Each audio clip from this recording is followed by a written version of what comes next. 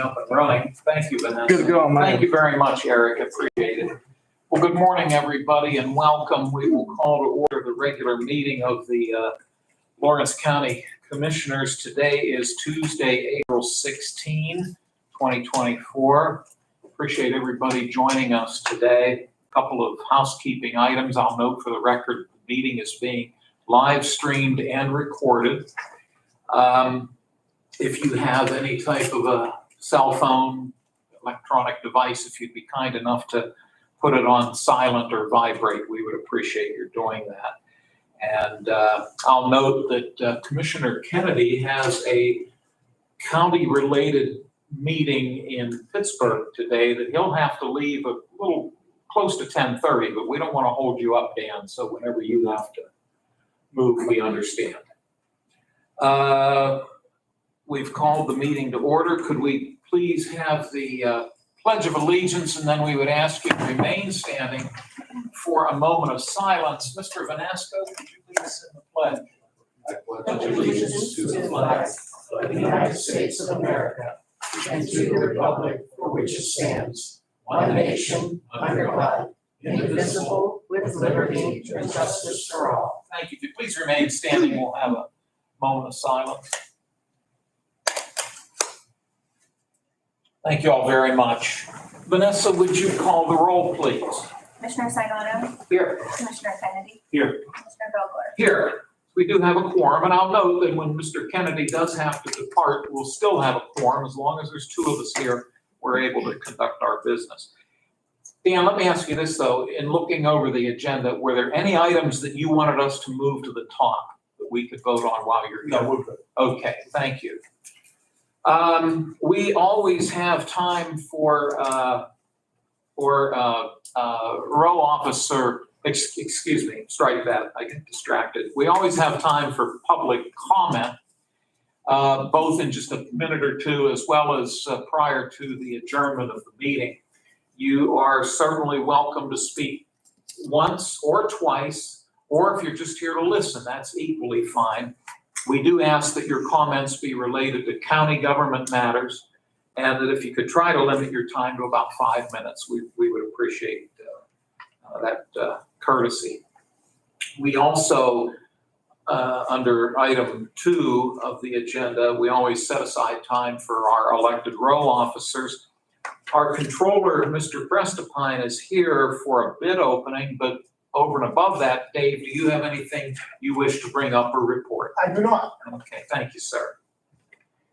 And so that will take me then to take us then to public comments. I will open the floor. If you could please identify yourself, and we'll certainly be happy to listen to your comments.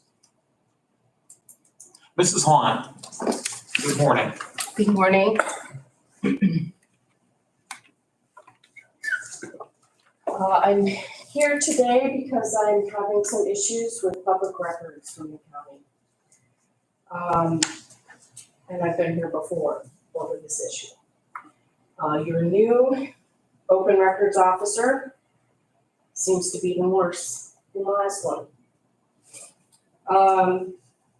I recently requested a copy of her tracking log, which under the right to know law, she must maintain. And she denied that request without citing any legal authority.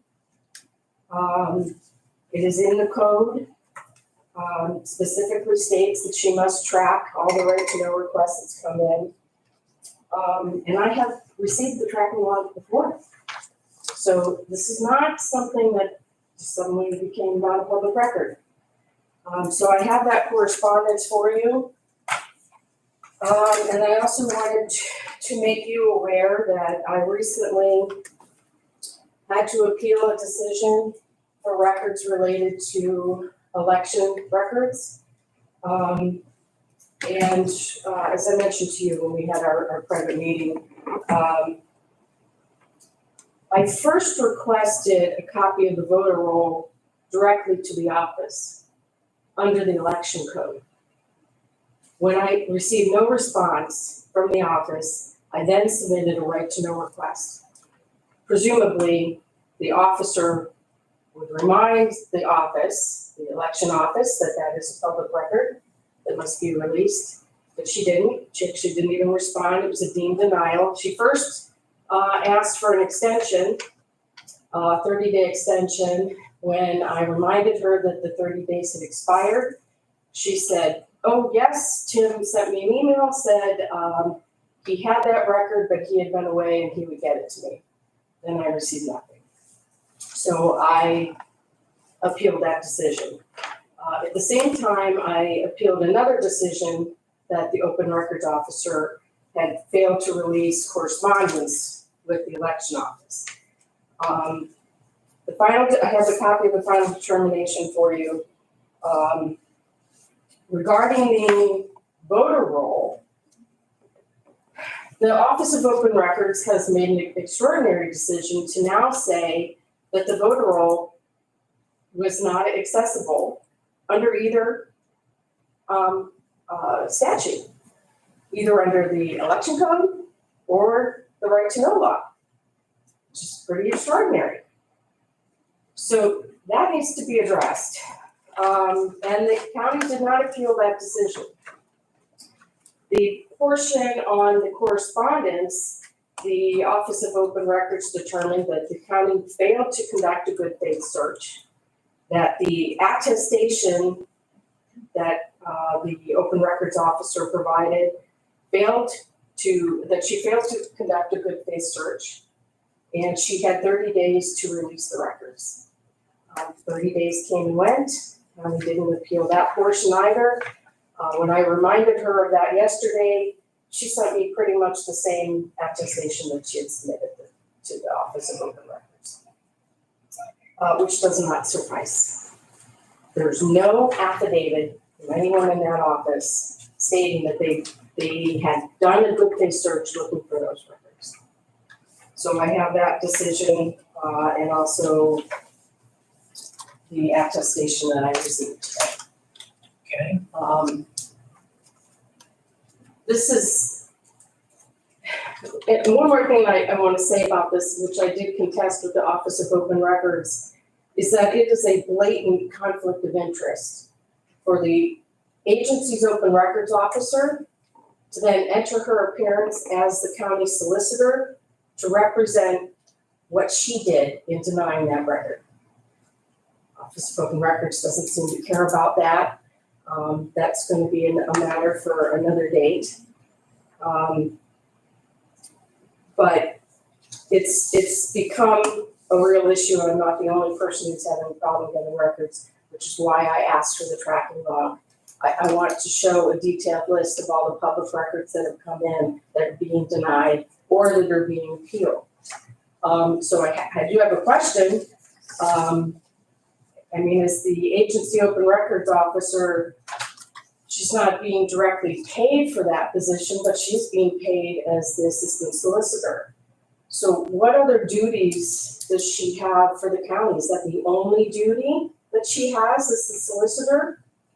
The answer to that is no, and I can cite you a good example of when we've had to utilize her services as the assistant county solicitor. We had an issue involving a bridge in Union Township, and there was some question as to who the owner of that bridge might happen to be, whether it was the county or the township. Solicitor Madore had to recuse himself because he's also the solicitor for the township. So she handled that matter for us. So there are instances where situations like this arise where we've had to utilize her services. And if I'm not mistaken, correct me if I'm wrong, I think there may have been a time when perhaps Mr. Madore was out of town. We've had to rely on her guidance on matters, but I think I'm right when I say that. Okay. So yes, she does do other, she does have other responsibilities other than just being the right to know And officer. does the county then track those expenses for the different times that she's being utilized for specific No, cases? unless I'm mistaken, she's paid a flat rate. Yeah, so she doesn't bill us hourly. I know in some municipalities, the solicitor might bill on an hourly basis. That's not the case here. It's a flat rate. Okay, so from my perspective, because she's the agency open records officer, she sort of has a flat rate to deny records.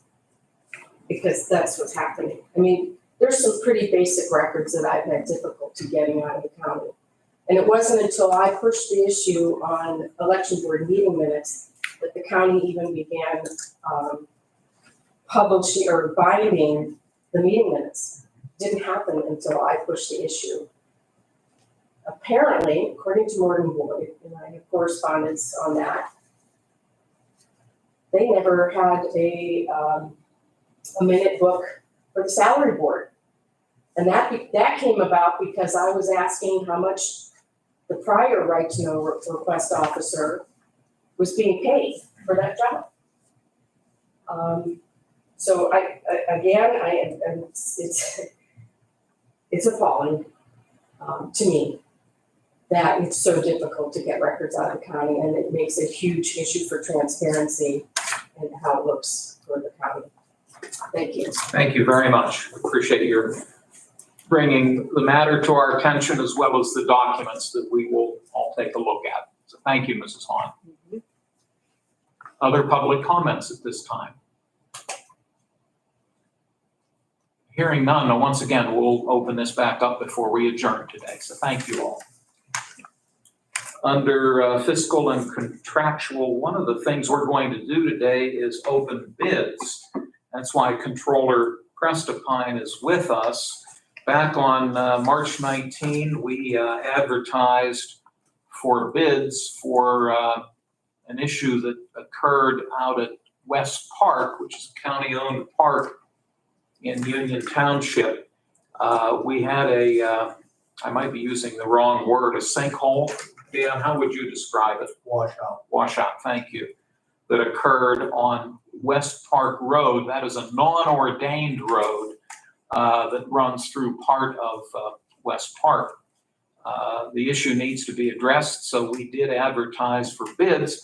Controller Prestipine is here today to open those bids, and as you may recall, we're utilizing a new system whereby everything is done essentially electronically.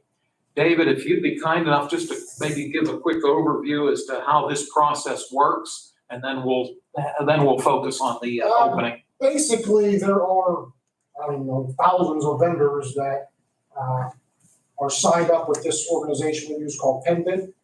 And when we have a bid to go out for bids, we have a project to go out for bids, these vendors can go on here, they can see, I believe they can go on there and put criteria. So they're notified when a bid comes their way that there would be something they would be interested in bidding on. And so it basically gives us more of because the law before we were still following the law as far as putting the advertisement in the paper, but that was the only advertisement we had for anybody to see that we had a project. This reaches more vendors because they're signed up for the system, and then now they get alerted when something is in there that they fall under their criteria. And for example, here we have 8 bids today, which is a high number for us normally, which I'm assuming is because of this new system. It's getting out there and reaching more people, so we're getting more people to submit bids. Thank you, and the company with whom we have contracted does not charge the county for this service. My recollection, Dave, is that the successful bidder, and they know this going into it, that they pay a small fee if they are the successful bidder to this company. You are correct. And they're well aware of that when they make the bid. Before Mr. Prestipine proceeds with the electronic opening of these bids, if that's the right way to characterize it, Rebecca Schaefer is with us from the planning department.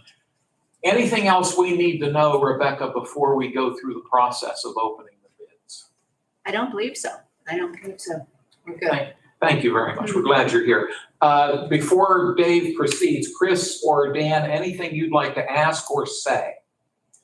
Do these bids have a bid bond? Yeah, I believe that was required. Are they Yes, required? everything, there's all kinds of, the checklist is required before they are even able to submit. Yeah, the way the system works is the requirements are put in there before, when we set up the project in the system. Mhm. So when they go on there to submit their bid, if they don't meet all the requirements, we won't even see their bid. Right, they can't proceed. And the actual charge for the winning awardee is, correct me if I'm wrong, it's 1/3 of 1% of the contract price. Yes, I think you were correct. So it's very, Small. very, very small. So, Thanks, Rebecca, for Mhm. noting that. Dan, anything else? No. Okay, Chris, any questions for either Rebecca or Controller Preston? Okay, so thank you. So you'll proceed now, and I assume, as you've always done, you'll take them one at a time. Instead of physically opening them, you'll open them on the website, and then you'll announce to us who they are and what the amount is. Correct. Because the last time we did this, there were questions as to where these organizations were from, or the vendors were from, so I did look up. Because we can see who bid, we can't see the actual bid, it's your bid, but I did look up on the internet where these places are from, so I'm just gonna go on the list here, just so we know who the bidders are and where they're from before we open. Thank you, David. So we have 8 bids.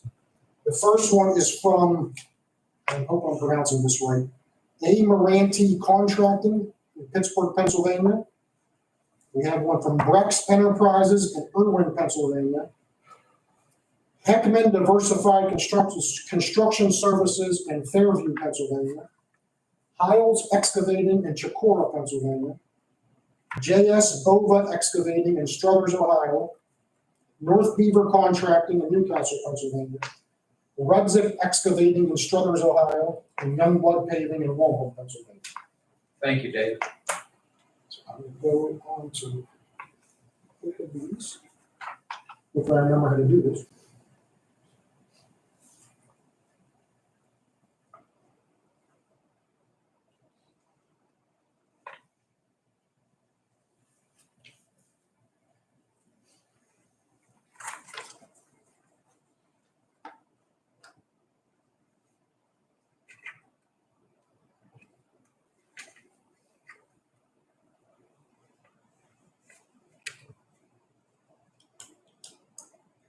David, and this will actually buy you a little bit of time as you're doing that.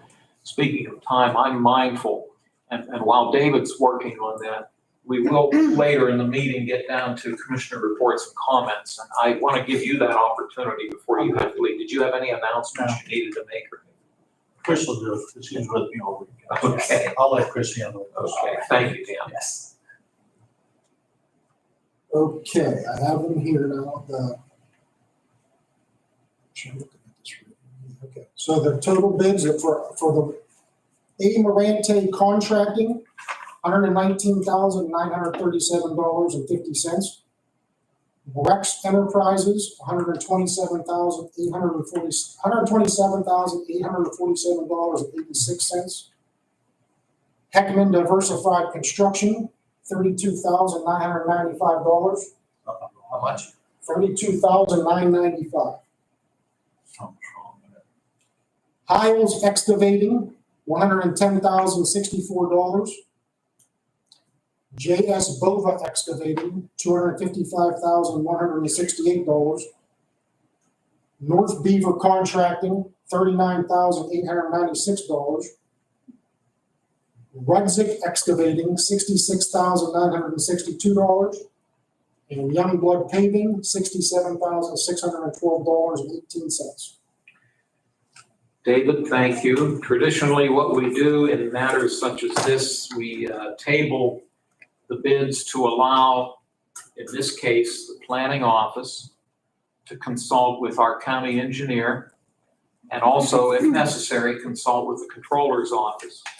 And then at the appropriate time, the planning office will come back to us with a recommendation. We are required to award to the lowest responsible bidder. And that's what, one of the things they'll focus on as they review these bids in detail. I'll note we're not having a commissioners meeting next week because of election day, so the earliest these can be awarded would be 2 weeks from today. Rebecca, anything you need to add before we take the motion to table? no, I'll defer to our engineer. Thank you. And before I take that motion to table, Chris, any questions or comments? Sure, this is the first time I've dealt with one of these. Just an observation, I'm seeing such wide ranges here in these bids from 250,000 down to 32,000, so maybe. We do have, the engineers have an estimate of what they felt it should be. Okay. I don't think it's anywhere near the 100,000. No, It was under 60, I think. Right. right, Okay, yeah, So, When I talked to Bill. right. yeah, so that's my question. because Right. That's originally, that's what I thought. We were looking at somewhere around 60, a Yeah. little bit less. That's a lot. Okay, because you're hearing some of these numbers, it's all over the map, so. So Rebecca just made, so this goes to the engineer, they study and they Right. review everything, Materials and material everything. costs. Right. And then they check the track records of all the companies. Well, that's what we'll do now that we know who is Just make sure they're all reputable right. firms. I mean, we want to do it at the best cost for the taxpayers. We also want to make sure they're reputable and they're going to get it done. Because I know there's been issues, not for us per se, but other places that, Well, yeah, yeah, all of a sudden it's halfway done and then they're gone or whatever. So, okay, I just want to get an idea of this whole process because this is the first time. I think the last time, Dave, we got 2 bids. Yeah, it was Yeah, it was 2 and they're Yeah. close, so, okay, I appreciate the information, I'm just trying to, we're still in that little bit of a learning process, it's month 4, so, I just wanna make sure we're doing the appropriate things, thank you. Thank you, Mr. Sanada. Mr. Kennedy, any questions or comments? No, I'm good. Okay, thank you. Gentlemen, would one of you be willing to make a motion to table these bids? I'll make a motion to table the bids. And I'll second that motion. Thank you both. Roll call, please. Commissioner Sinata, Yes, Commissioner Kennedy, Yes. Commissioner Vogler, Yes. motion carries. And Chris, if as Rebecca works with the engineers, you're certainly, she can let you know when those meetings and discussions are taking place. If you'd like to participate, just to see how they do it, you're very welcome I to do appreciate that. it, yeah, let me know, Rebecca, I think that's a good experience, maybe for me and Dan. Dan, you've done. Oh, Dan's been down this You're an road expert at this, yeah. lots of times, yeah, at the Sure. township level. Perfect, yeah. Thank you. Mr. Prestipine, do you have anything else for us? I do not. Okay, well, we appreciate your being here. You're welcome to stay, but I know you're a busy man, so we appreciate your time. Thank you. Thank you so much. Thanks. We're appreciate that Mrs. Debbie Kennedy is with us. She's on the staff of State Representative Marla Brown, and it's a pleasure to have you, Debbie. Thank you. Next on the agenda, we have as we do almost every week, the Controller's Office submits to us what are known as warrant registers, also known as check reconciliation registers. And today we have a pretty lengthy group dated April 9, 10, 11, and 12. These are all of the checks that have been cut by the Controller's Office. Gentlemen, I'll give you whatever time you need to look them over, and feel free to raise any questions. And if not, whenever you're ready, we can take a motion to accept these documents.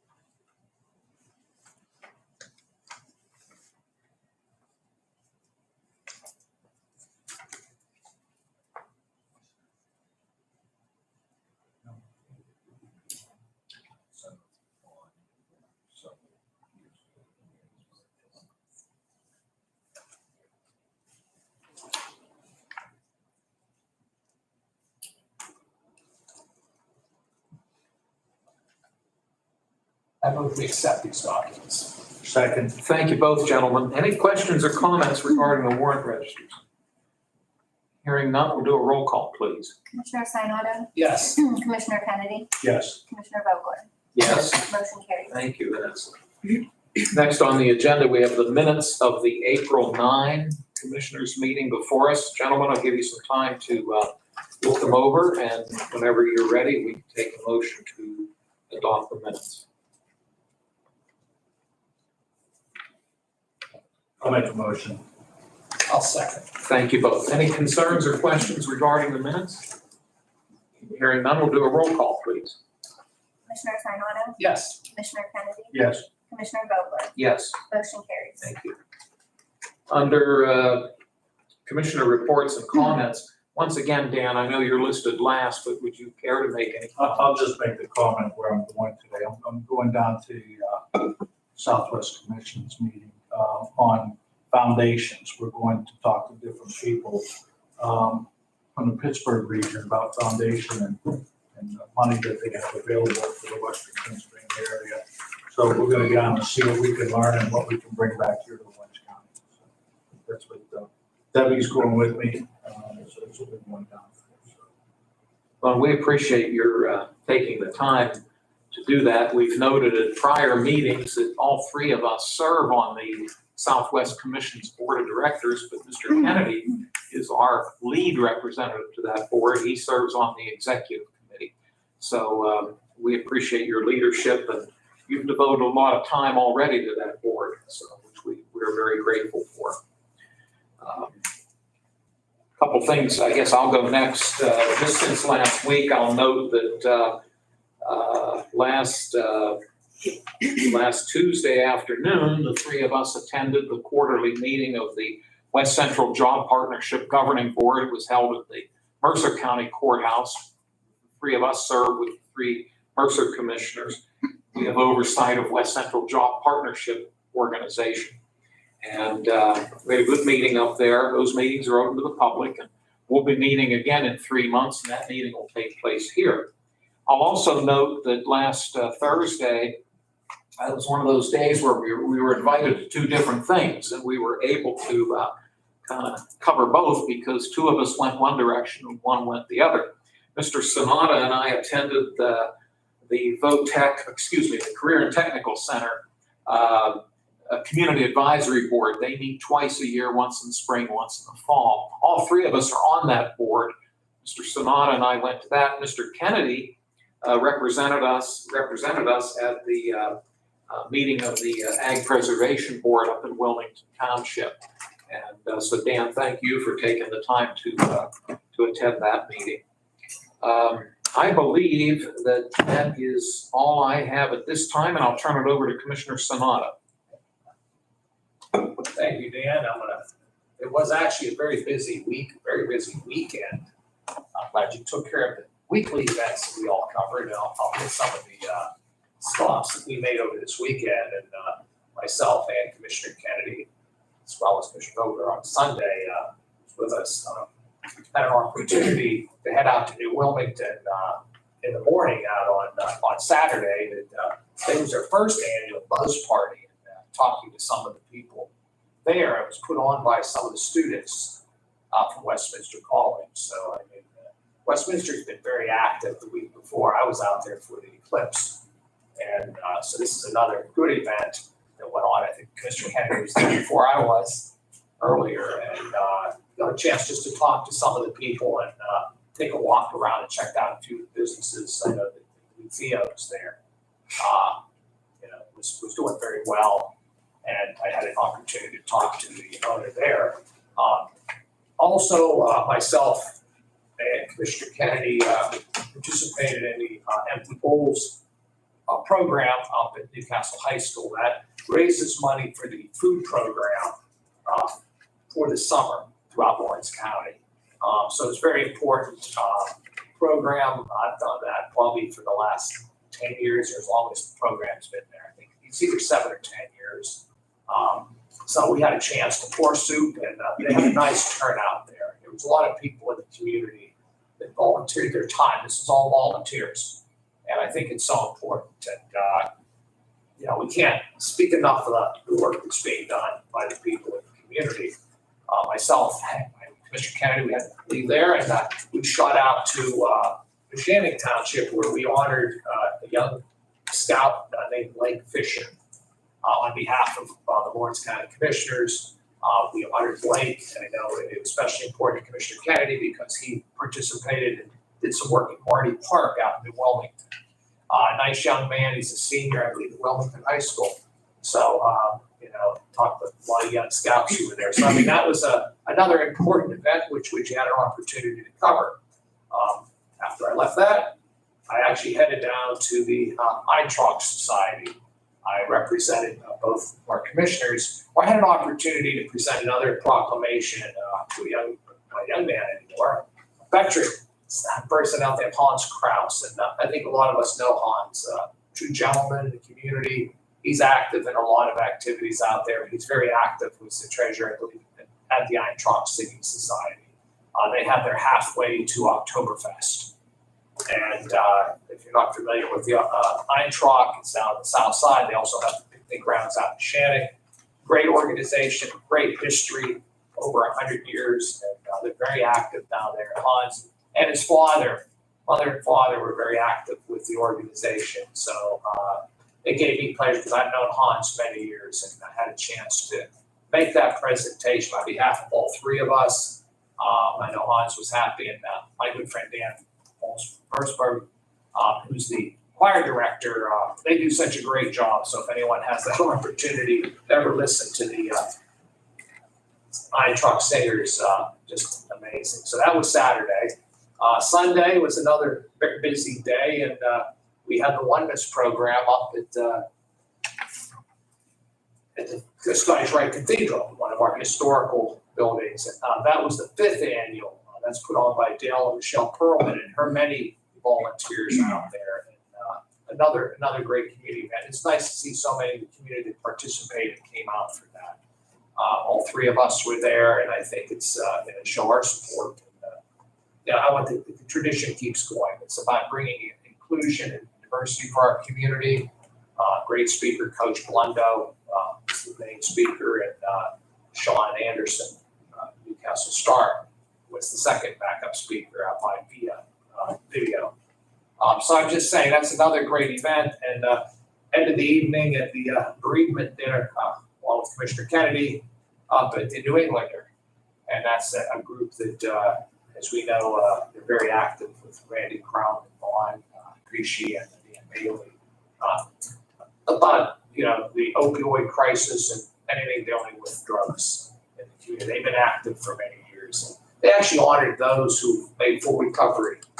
So it was a very emotional type of an evening, but I think it was very worthwhile, for our community, with people who went down the wrong path, turned their life around. And, I commend that organization because we always want to showcase those who do what has to be done and become great productive citizens now. So that was the weekend. So it was quite busy, but it was all positive for our community. So I think, as we said from the beginning, we want to continue to promote the community. We want to change the conversation out there to the positive things that's happening. So all three of us, I believe, have been doing that. And as Commissioner Vogel would tell you, a lot of times I'm one direction, he's another, and Commissioner Kennedy's the third. It's a big county. I wasn't always used to representing the whole county. I used to have to do it myself. So it's nice when you have two others that can do it, but we also got a lot more territory to do it. As things go on, we're going to continue to do that. We can do it together, and other times we do it separately because we're all going different directions. So that's pretty much all I have today. Thank you so much. Well, have a safe but productive trip. Yep, we'll go see what we can get done. Thank you so much. Have a good rest of the meeting. Take care, Dan. Debbie, thanks for joining us today. Yeah, thanks. Take care. We will move on to new business. Jerry Zona, our Director of the Recycling and Solid Waste Office, is with us. Jerry, it's nice to have you. Good morning. Good morning. Vanessa, what number do we assign this? 77. 77, okay, thank you. I believe what you're going to present to us is an application for reimbursement for salaries, or a salary at least, and eligible expenses that the DEP covers. I think this is something you do every year with us, but since Mr. Sanada is new, would you mind starting at square one and telling us what this is all about, please? Sure. As Commissioner Vogel said, this is an annual grant program offered by DEP. It reimburses the county for 50% of the county recycling coordinator's salary, benefits, including things like retirement, unemployment, travel, what have you. 50% reimbursement and a nice, easy application, pretty straightforward, which makes our lives a little easier as well. Yeah, this is a hard one to vote no to, isn't it? Right. I think your recommendation to us would be a strong yes. Yes. Okay, thank you, Jerry. Mr. Sanada, do you have questions for Mr. Zona? No, but we like these times, especially when they're setting dollars on them. Thank you. I would concur with my colleagues' comments. So this is proposed resolution 77. Anything else, Jerry, that you need to add? No. Okay, Pretty straightforward. like you said, very, Yeah. very Nice. straightforward. So thank you. I guess the sooner we do it, the better. We'll accept this. Thank you. I'll second Mr. Sanada's motion to approve resolution 77. If there is no other discussion, we'll do a roll call, please. Commissioner Sinata, Yes. Commissioner Vogler, Yes. motion carries. Thank you. Jerry, it's always great to see you. You're very welcome to stick around, but knowing that you're a busy man, if you have to move along, we understand. Thank you, Commissioner. Thanks, Jerry. Have a great day. Thank you. Planning, and Rebecca Schaefer, who we've already spoken with, is here today on behalf of the planning office. This is proposed resolution 78, and this is a change order for work that's being done at the Quaker Falls Recreation Area in Mahoning Township. Could you give us some background and information on what this resolution proposes to do, please? Sure. We awarded back in December the observation decks and pavilion at the Quaker Falls. And with that, there is a cost savings. We have a balance left of close to $90,000 from the grant. So we, as in my department and I, went out and we met with the contractor as to our options, as to what we could do. Because we wanted to go back to DCNR with the plan as to, we're not gonna give back some grant dollars, we wanna use it. So we proposed a trail, and we were on a phone call, and I wasn't real sure that we should even go down this road because it's not ADA. The trail would have been ADA. And our grant manager says to us, she says, well, where does this trail go to? And we sort of said, well, it's gonna loop around. And she says, well, basically it's a trail to nowhere. He said, what is the draw to this park? And we said, of course, the falls. And she said, why don't we do steps to the bottom of the falls? And at the time, I didn't propose that because I thought the ADA factor would have been, null and void. And she said, you have met every ADA aspect and the portion of it with your trails as they are right now and your observation decks. So she said, I'm gonna permit the steps to the bottom of the falls for safety. So the change order, I had that as plan B, but never once thought it would go, So here we are with a design and an estimate of materials for the change order. So we met with the solicitor also as to whether we had to formally bid it out again.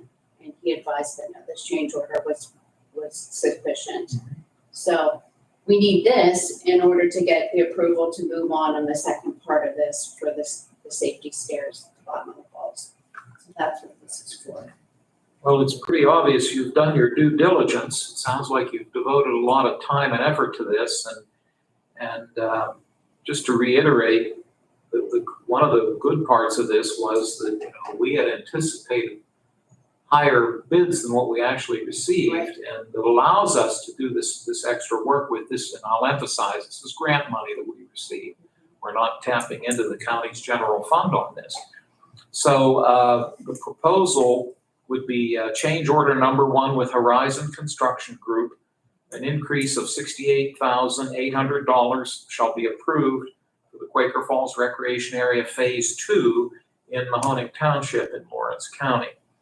And the total amount would be altogether $268,750 to complete this project. Let me see if, and by the way, the way I just read that, that's all accurate. That is correct. Okay, thank you. Mr. Sonata, do you have questions for Rebecca?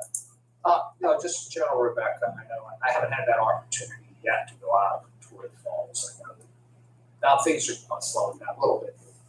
Now that we've done most of our visits and all that, the little tour got warmed up a little bit.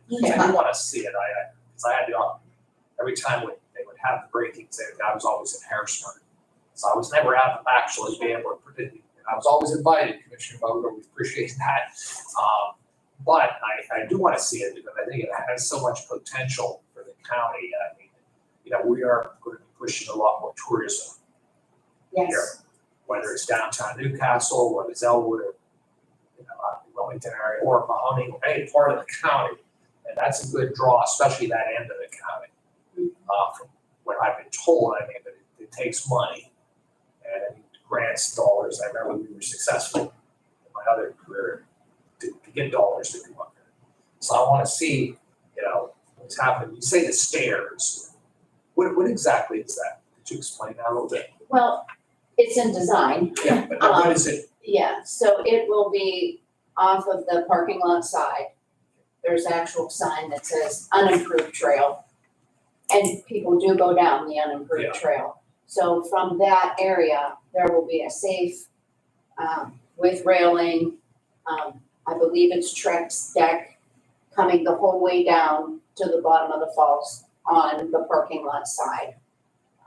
That's west side, south side. West. It'd be west. So instead of, not to say that they're not going to take the rough route, but we will provide a safe route to the bottom of the falls. And that's the draw for people to come to the Well, I bottom. think it's a good idea. I mean, it's a safety issue because when it's a rougher and it's not, there's always going to be somebody. Oh, The yeah. potential of somebody getting injured is there. And if we can minimize that, I think that would be a good thing. And these are type of draws that I think it helps with our community. So I appreciate your diligence in this. I think it's important. And like I said, I've heard a lot about it. I know we've talked about it in general. We have a major investment out there. And I mean, I think that we want it to pay dividends, and that's what happens when we draw people here, especially from outside the county. Because we have a lot of people that are into recreation, and I think that's so important that we need to tap into it. So I appreciate what your office is continuing to do in those areas. So we want to, try to secure as many grants, especially for DCNR and all those, because I mean, those are precious dollars that we could use. So, all right, thank you. Thank you. I will note that with all the rain we've had, this would be a nice time to see those falls. I bet they're spectacular right now, given the amount of water that's in our system right now. This is proposed resolution 78. Rebecca, if we've covered everything and you're recommending to us that we move forward, may I please have a motion for this resolution? I move we move this resolution. Thank you, sir. I will offer the second. If there are no other comments or concerns, we'll have a roll call, please. Commissioner Sinata? Yes. Commissioner Vogler? Yes, Motion carries. thank you. Rebecca, thanks for your time today. I have a little favor to ask of you. On Thursday of this week, Mr. Sonata and I are attending a meeting up in Venango County regarding broadband. I think Amy is planning to go. I know she's off today and she's not available today to be at this meeting. Would you mind finding out if she's planning to attend that? I sure. Thank you so much. I appreciate All it. right, thank you. Thank you. Have a great day. Yep. Next on the agenda, we have 2 items from our Public Safety Department. And Mr. Chad Strobel, our director, is with us. Good morning, sir. Good morning. Hope you're well. Well, thank you. I mentioned all the rain. I know we've been getting a lot of emails from you with thunderstorms, and hail, and all kind of. Just to pick up tonight again, not as bad as previous. We're in a very, very marginal to slight risk area, so I think we're gonna be okay. I appreciate your keeping us posted. You've got a couple of matters before us. Proposed resolution 79 is an agreement. It's an alarm monitoring agreement with RID Security System, doing business as Protec Security System. And this is for the various, correct me if I'm wrong, communication tower sites around the county.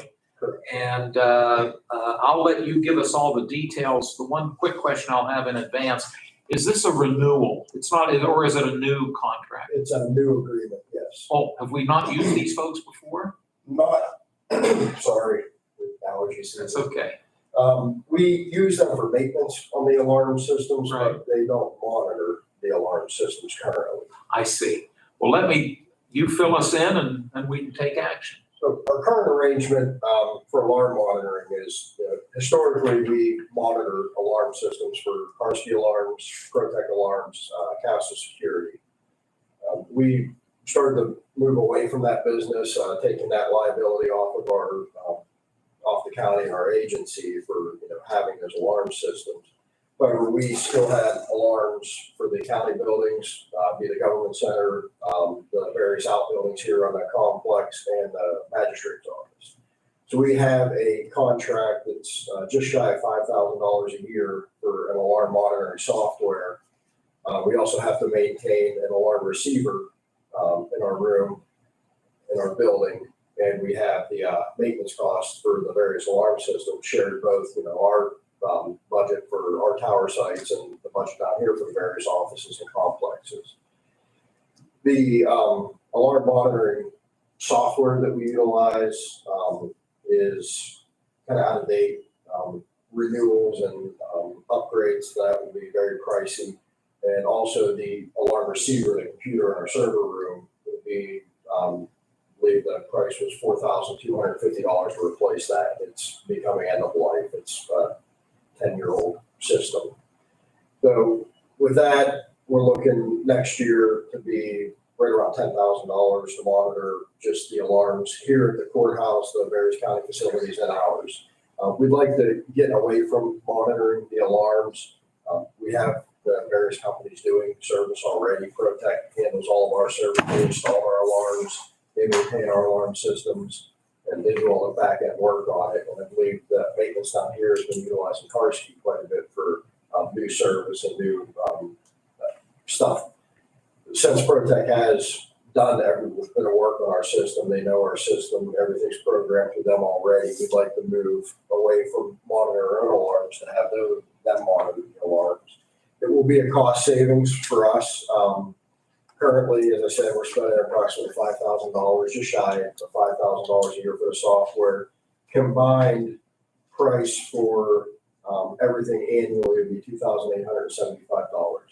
That continues to give us access mobily. We have a mobile app that we can monitor the temperatures, the alarm statuses in all our towers just to make sure everything's good in our millions of dollars of equipment in there talking about overheat and fry.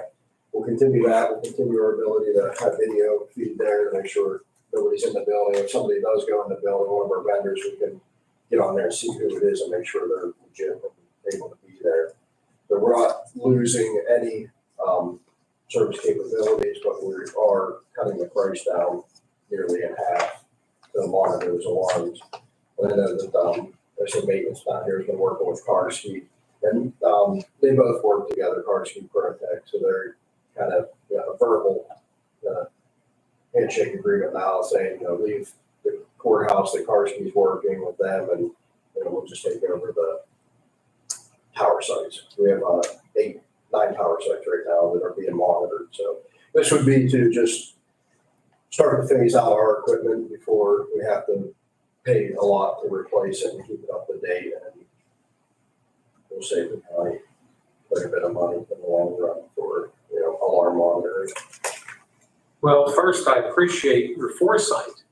You're planning ahead and recognizing that some of your own equipment isn't going to last forever, and that you've obviously put some thought into what are some of the alternatives, and this is the alternative you're recommending to us. And again, I particularly, I think when Chris and Dan and I hear the phrase cost savings, that perks our ears up. So I just have one very, very minor question, just to satisfy my own curiosity. The Pleasant Hill Tower site, is that on Mountville Road in Perry Township? No, it is at the end of, I believe that road's called Reno Road, right by Perry's Township building. Oh, okay, yes, Yeah, so I got you. 48, make the left. Yes, The left, township all the way buildings, back in. yeah. Actually, Jan Marshall. It's on the lane back to her house. I'm with you. There is a tower on Mountville Road, and that must be that must not be ours, I'm assuming. Yes, sir. And we lease space at that tower. That is, Crown Communications. I see. We have our own shelter there that is our building, with Yes. our equipment, but we lease the spot on the antenna. The tower isn't ours, but we do have that building there. Correct. Okay.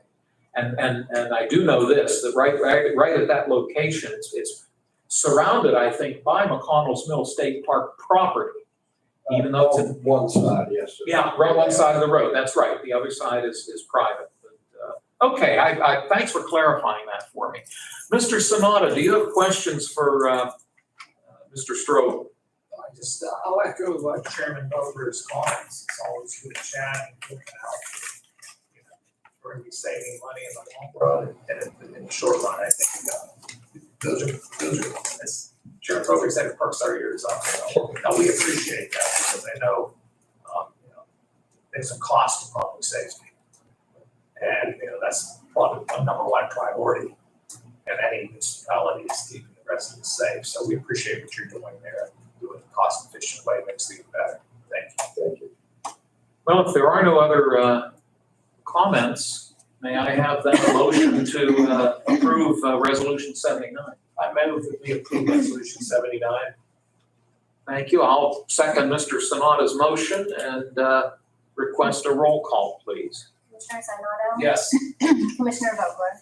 Yes. Motion carries. Thanks, Vanessa.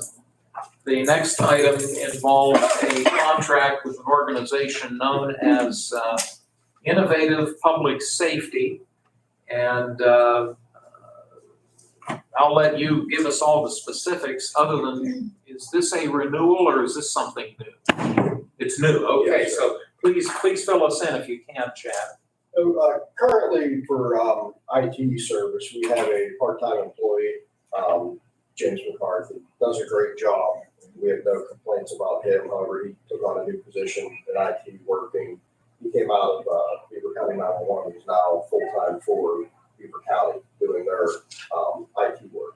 So he's been very taxed trying to bring their systems up to date and do work for them, which is not really put us on a bind. He's there when we need to call him, but there's a lot of routine service that we're not getting. And looking to the future is, we switch more and more stuff over with our regional CAD, regional radio systems, and regional phone systems.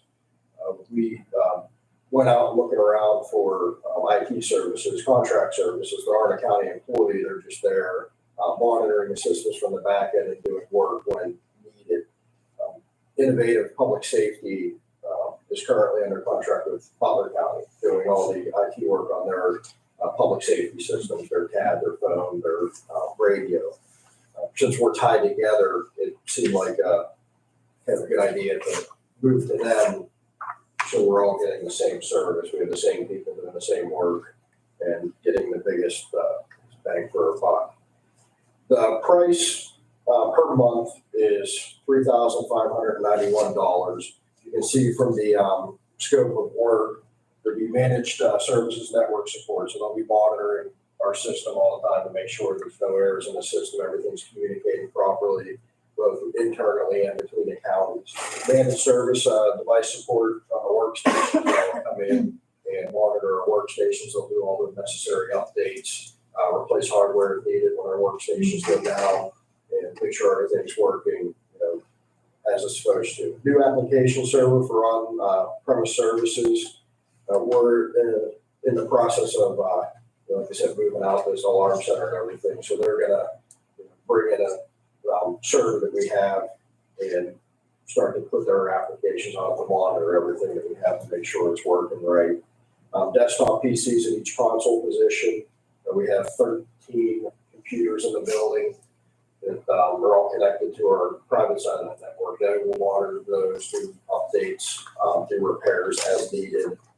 And they will have somebody on site monthly for a full day or more if needed, but there'll be somebody out there for a full day coming in and checking everything over, going through every computer individually, making sure everything's up to date.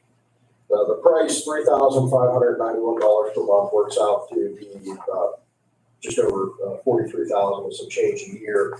However, that money is eligible for 83% funding from the state, which it will be increasing this year by $300,000. So we will cut out the $30,000 budget line item we have for professional services, which we use for mission critical partners to be there just in case we have some IT emergency pop up and come in. So that will be gone. Starting next year, we're actually hoping to utilize that this year to finish out this price, which is about $28,000 for the remainder of the year with prorating the month contract, which will cover that, and then next year budgeted with the 83% funding that will be coming in, the additional 83% funding. So that'll come out there next year, and everything's covered. There's no add-on to the budget for this year. It's all covered currently. And we'll also free up that part-time spot, which I probably from the salary board and probably dissolve, do away with that spot as it's no longer required, that part-time IT position. So it would be there's slightly more than we're paying right now for IT service, but it's completely covered by state funding. And we will it'll give us a spot to move forward as we start to regionalize more, continue regionalizing our equipment and our services from the 911 standpoint. Well, again, thank you for the thoroughness of what you've presented to us. You've obviously put a lot of thought and time and effort into pulling this together. I guess I have two thoughts. One being that ties back to what Mr. Sanada said a little bit ago. It's so very important that all of your systems function well, particularly in the event of a major emergency. We wouldn't want any of these programs or devices to fail when we need them most. Secondly, the calculations that you've made, one alternative you could have thought about, maybe you did think about it, was, well, let's just hire a full-time IT person. And if we were to go down that road, when you factor in a salary and benefit package, it would be more than what I believe what you're proposing today. Yeah, I hate to use the phrase, but we would get what we paid for. And, with the current IT market and the prices, we would kind of be in a stepping stone, would be a ladder position. Somebody come in, get some experience, be gone, and they come in. And I thought about that, hiring a full-time person or another part-time person, but funding-wise, we would have to really pay for that position. Yep, understood. Well, those are my comments. Let me see if Mr. Sanada has any questions or comments. No. Thorough, Chaz, we appreciate it. Again, appreciate all that you've brought to us today, and particularly the professional manner that you have done so, which you always do. May I have a motion for proposed resolution 80? I move we approve resolution 80. I'll second the motion. If there are no other questions, we'll do a roll call, please. Commissioner Sinata, Yes. Commissioner Vogler, Yes. motion carries. Thank you, Vanessa. The next resolution, 81, is a budget amendment. It does tie in with public safety. So since you're still here, Chad, it's a relatively small number. It's a $200 amendment where we did apparently receive some miscellaneous income in the amount, oh, I think I know what this is about, but I'll let you tell us. As everybody's probably seen on social media, this week is National Public Safety Telecommunicator Appreciation Week. So for that, so we don't have to spend county taxpayer funds to show some appreciation to our employees, we, ask for, the donation of food and, things like whole meals for them, try to, show them our appreciation for all they do every day. This was from, I believe, the Del Principe Family Del's Garage, in the amount of $200 for us to purchase some meals, throughout the week. So we, the way they wrote it, we had to, have a cash within the county, and we're moving that over to the telecommunicator appreciation fund, just to get some meals for the, telecommunicators and some drinks and stuff to keep them fed and happy for the week. No, that's great. That makes perfect sense. And first, we express our appreciation to the Del Principe family for their generosity. And the reason we've got to go through this process is this was unanticipated, unbudgeted revenue. In other words, when Joe put the budget together last year, we didn't know this was going to happen.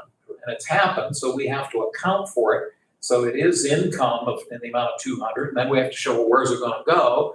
And it goes to the line item that allows you to recognize the folks that are up there day in and day out, keeping us safe. So I thank you for that. Mr. Sonata, any questions? No, I think this is more positive news than during the tour up there, Chad. I saw the great work that people do there. And you've got good staff there, and anytime we can do a little something special, and thank Dale's Garage and Nate Del Principe for his efforts to show his appreciation to us. We thank them. And we do plan on, doing a post at the end of the week. We've had great, participation. The pizza shop downtown, Pizza Man Pizza, donated some food, and Starwood has Maze Donuts, and I don't want to miss anybody on the public meeting, but we'll do a post to show appreciation for everybody at the end of the week. Just thank them for thinking of us during this week. That's great. That's great to hear, Joe. We have so many great small businesses in the community that always step up to the plate. We do, and And on the names you all just mentioned, or usually their names always are on the list. and we appreciate that from them. Well, Chad, thank you for that explanation. That's very helpful. Joe, anything you need to add? No. Okay. You're comfortable with all this, I assume? I am. Okay, great. Well, may I have a motion for proposed resolution 81? We run resolution 81. I'll second Mr. Sonata's motion. And if there are no other comments, we can have a roll call, please. Commissioner Sinata, Yes. Commissioner Vogler, Yes, motion carries. thanks, Vanessa. Chad, hey, thank you so much for Thank you all joining your us. support. Appreciate Thank it. you. Stay safe. Yep, hopefully see you this Friday. Yes. So. Yes, looking forward to it. Thanks, you all. Chad. Have a great day. 12 noon, right? What's best time to, Fran. okay, okay. That's what I have written down, but I believe it was. tell you what, if it's not 12 noon, let us know, but if it is 12 noon, I know Mr. Sonata might not be, I don't want to speak for you. Yeah. Might not be available. Yeah, not gonna be available Friday, but Yeah. I'll do my best. Commissioner Kennedy had another, Yeah, he's got- too. He'll be there shortly. Right, so you'll have at least one or two of us. All right, we appreciate it. Thank you. so much. Take care, Chad. We have 4 administrative transfers. I'm gonna read them. If you have a question, stop me. And then at the end, we can vote on them. Put them all together. If you prefer to, if you're okay with doing it that way. Thanks, Chris. The first is a $20 transfer. This is being requested by the Public Defender's Office. It would come from their contingency into their line item for subscriptions. I almost said prescriptions, subscriptions. This is an increase in the price of law books. The District Attorney's Office is asking for a transfer of $1,528.79 from their contingency account into their line item of office minor equipment.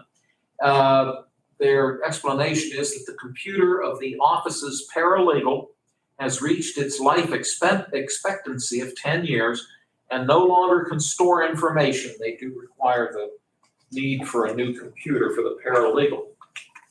Under commissioners, we're looking at taking $81,000 from the opioid contingency line item into that of opioid allocations. And I'm assuming, Joe, this ties in with the vote we took last week. Yes, gives us the ability to send out payment to the awardees for the opioid grants. Okay, super, thank you for that information.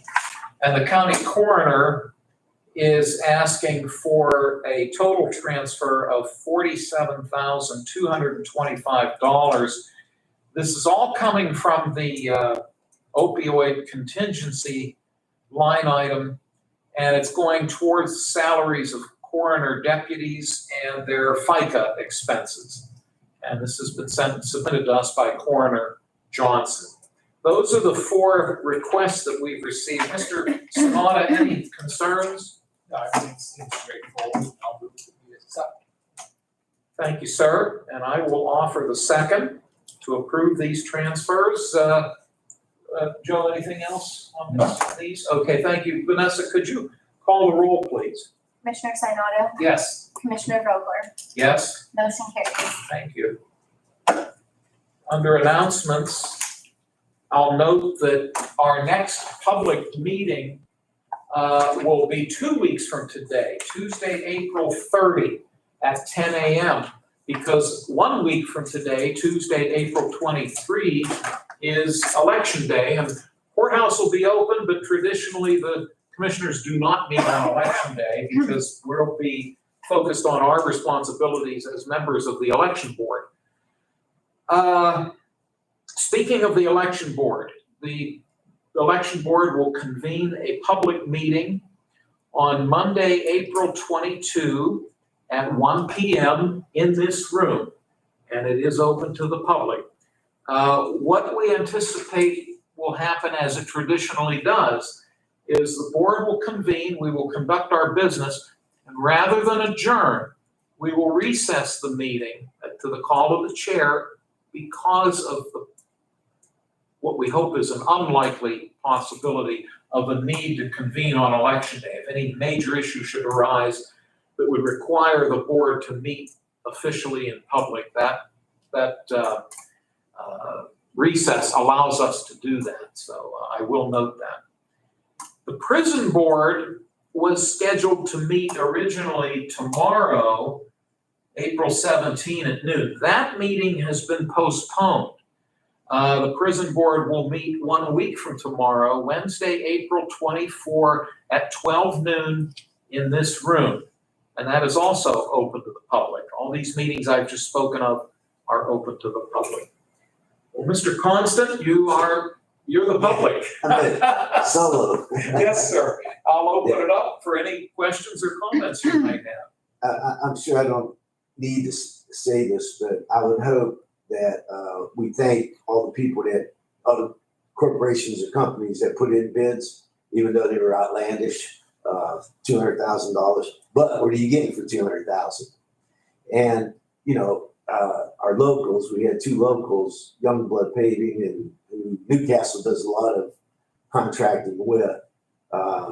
Yeah, I think their bid was around $67,000. What are you getting for $67,000?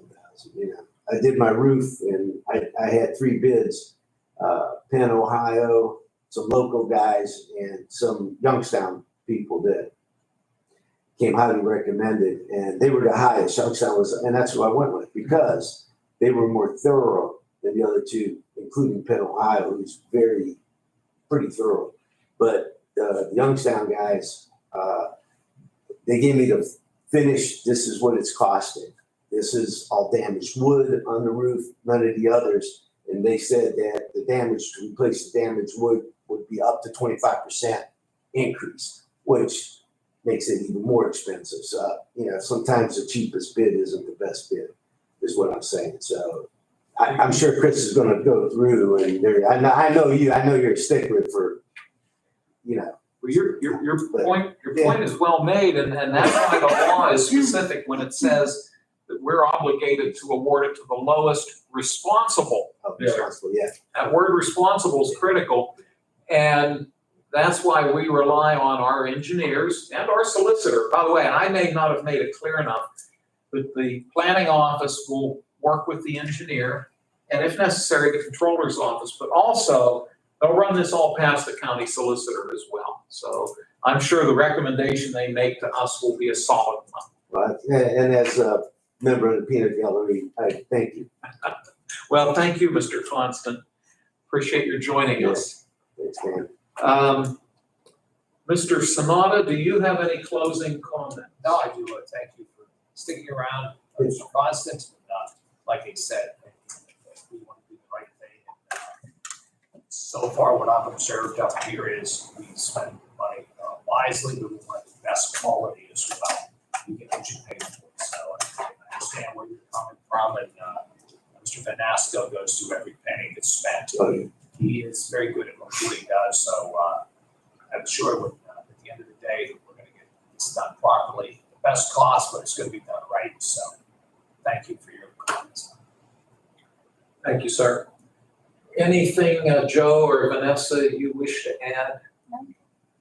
Okay, thank you. I have Debbie Walker's packet. If you would save it for her. Okay, should I maybe just put it in the, under the counter? I'll do that when I go back upstairs. Okay, thank you. There being no other business to be brought before the board, Mr. Sanada moves to adjourn. I will second. All those in favor, please say aye. Aye, opposed, the same sign. The motion carries. The meeting is adjourned. Mr. Vanasco will turn off the computer.